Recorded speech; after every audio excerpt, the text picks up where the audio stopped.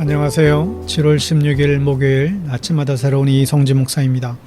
오늘 묵상 본문은 계속해서 로마서 11장 1절에서 29절인데요. 1절 말씀을 먼저 읽습니다.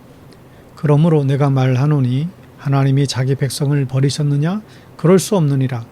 나도 이스라엘이요 아브라함의 씨에서 난 자요 베냐민 지파라. 아멘. 여러분, 우리가 믿음 생활하다 보면 지칠 때가 있습니다. 일이 많아서 지치기도 하죠.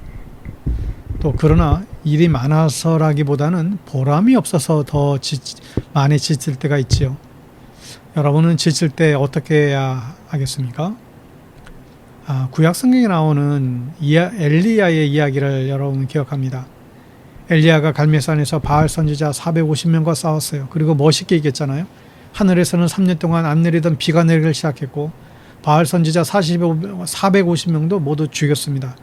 그랬더니 이세벨 왕비가 이 엘리야를 죽이겠다고 맹세를 합니다. 엘리야는 그 소식을 듣고 죽을 힘을 당해서 도망가죠. 사명이고 뭐고 도망부터 갑니다. 이세벨이 그만큼 무서운 여자였던 것 같습니다. 3절에 보면 그들은 주님의 예언자들을 죽이고 주님의 제단들을 헐어버렸습니다.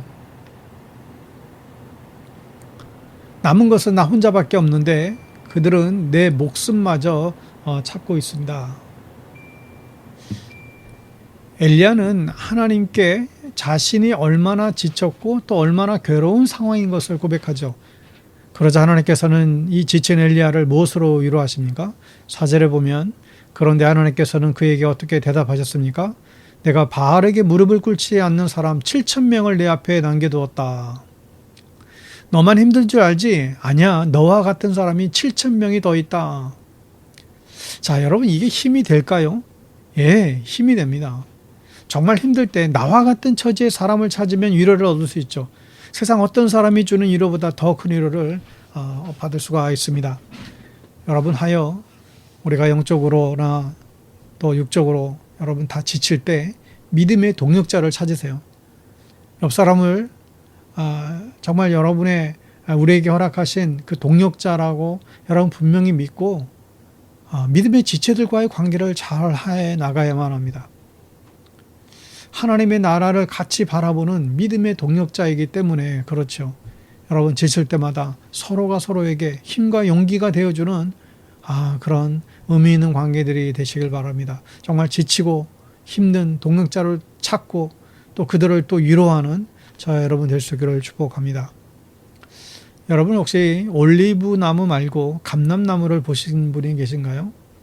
아마도 없으실 것 같아요. 올리브 나무가 감람나무가 아닙니다. 성경엔 한글 성경이 번역될 때 중국 성경을 통해서 번역하다 보니 안타깝게도 이 중국에는 올리브 나무와 비슷한 나무가 있는데 그게 감람나무였대요. 그러나 절대로 같은 나무가 이제 아니죠.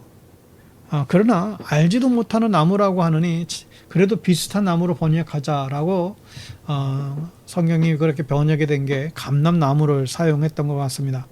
의역이죠. 한국은 올리브 나무가 없고 감람나무도 없습니다. 그래서 성경을 감람나무로 이제 번역을 해버린 것이죠. 잘못 번역한 것입니다. 그래서 새 번역에서는 올리브 나무라고 다시 이제 번역되어져 있습니다. 여러분, 이 올리브 나무는 성경에 자주 등장하는데 이스라엘의 흔한 나무입니다.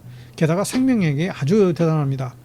척박한 환경 땅에서 살아남은 이스라엘을 비유할 때 자주 나오죠. 이 올리브 나무는 열매가 맺습니다. 이 열매는 먹기도 하고 기름을 짜기도 하죠. 이 올리브 기름으로 등불을 붙였어요. 성전에서 등불을 붙이는 기름도 올리브 기름이었습니다. 24절 말씀에 보면 그대가 본래의 돌 올리브 나무에서 잘려서 그 본성을 거슬러 참 올리브 나무에 접붙임을 받았다면 본래 붙어있던 이 가지들이 제 나무에 다시 접붙임을 받는 것이야 얼마나 더 쉬운 일이겠는가. 여러분, 이 돌 올리브 나무는 야생에서 자라는 품종인데 생명력이 아주 좋습니다. 그래서 잘 자라요. 근데 문제는 열매가 나기는 하는데 기름도 좋고 향기가 별로 좋지 않아서 이제 쓸모가 없어졌다는 것입니다. 반대로 참 올리브 나무에는 좋은 열매가 맺힙니다. 그래서 접목을 시키는 거예요.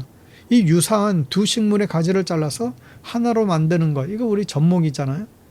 이스라엘에서는 영적으로 어떻게 접목을 했냐면 이 돌 올리브 나무에 참 올리브 가지를 접목시켜요. 돌 올리브 나무의 뿌리와 줄기는 문제가 없어요. 그런데 가지가 문제인 것이죠. 그런데 오늘 성경에서는 어떻게 접목을 합니까? 정반대로 접목을 시켜요. 참 올리브 나무에 돌 올리브 나무를 접목한답니다. 여러분, 이게 뭐가 되나요? 열매가 제대로 나올 수가 없습니다. 이거 정말 정신 나간 접목이죠. 어떤 분은 바울이 공부만 해서 농사를 전혀 모르고 쓴 말이라고 하는데 사실 절대로 그렇지 않습니다. 바울은 정확하게 사용했어요.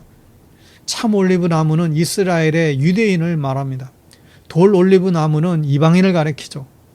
아무 쓸모없는 가지들은 우리들을 주님께 접목시켜 주었다는 거예요. 이것이 큰 은혜죠.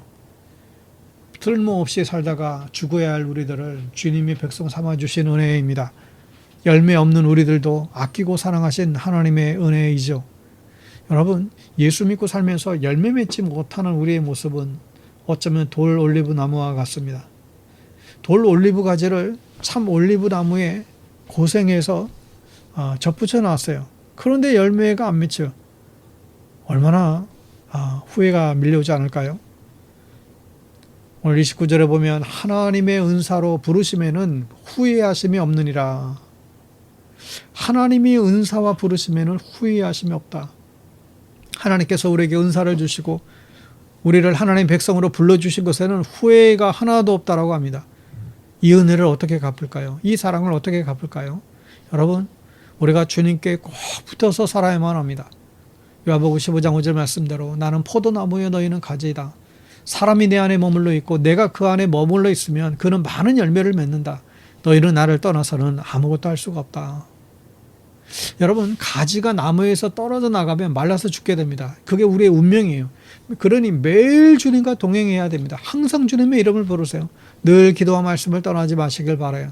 예배를 사모하시길 바랍니다. 여러분, 우리가 주님을 떠나서는 아무것도 할 수 없습니다.